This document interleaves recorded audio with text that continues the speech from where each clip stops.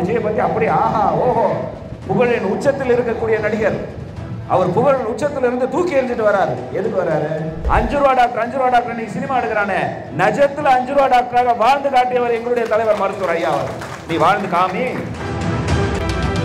உதாரணத்துக்கு சொன்னீங்கல்ல, விஜய் கட்சிக்கு போறான், விஜய் கட்சிக்கு போறான், வந்த உடனே டிவி எல்லாம் பார்த்தா விஜயை பத்தி அப்படி ஆஹா ஓஹோ புகழின் உச்சத்தில் இருக்கக்கூடிய நடிகர். அவர் புகழ் உச்சத்துல இருந்து தூக்கி எறிஞ்சிட்டு வராரு. எதுக்கு வராரு? சேவை செய்யறதுக்கு வராரா?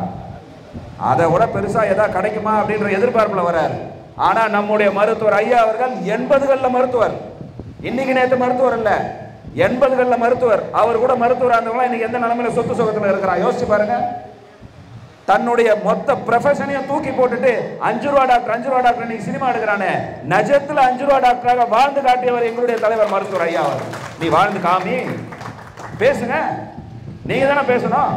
புகழின் உச்சத்தில் இருக்கும்போது தூக்கி போட்டு வரிய, புகழ் இல்லாத போதே எங்களுடைய வருமானத்தெல்லாம் தூக்கி போட்டு மருத்துவர் ஊசி போட்டு சம்பாரிச்ச காசுல கிராம கிராமமா போய் இந்த மக்களை எல்லாம் ஒருங்கிணைச்சு இந்த மக்கள் படிக்கணும், இந்த மக்கள் அரசு வேலைக்கு போகணும், பொருளாதாரத்தில் உயரணும்னு போராடிய தலைவர் எங்க தலைவர்.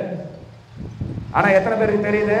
கஜேந்திரன் சொன்னார் பேசும்போது, நம்ம பசங்களே போறான் கூப்பிட்டு வச்சு பேசுங்கண்ணே, நம்ம தான் பேசணும், நம்ம தான் ஒரு விஷயத்தையும் பேசணும், அவங்க கிட்ட புரிஞ்சுப்பாங்க.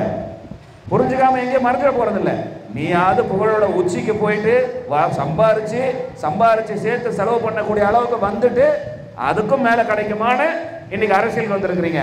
ஆனா எங்க தலைவர் சம்பாதிக்கிறதுக்கு வாய்ப்பு இருந்தோம் தூக்கி போட்டுட்டு எனக்கு என் குடும்பம் முக்கியம் இல்லை, இந்த சமுதாயம் தான் முக்கியம் வந்த தலைவர் இன்றைக்கு 86 வயசு ஆனாலும் என்னுடைய மூச்சு நிக்கிற வரைக்கும் இருந்தாலும் கோலூன்ற காலம் வந்தாலும் இந்த மக்களுக்காக உழைப்ப நிற்கிறார் பார்.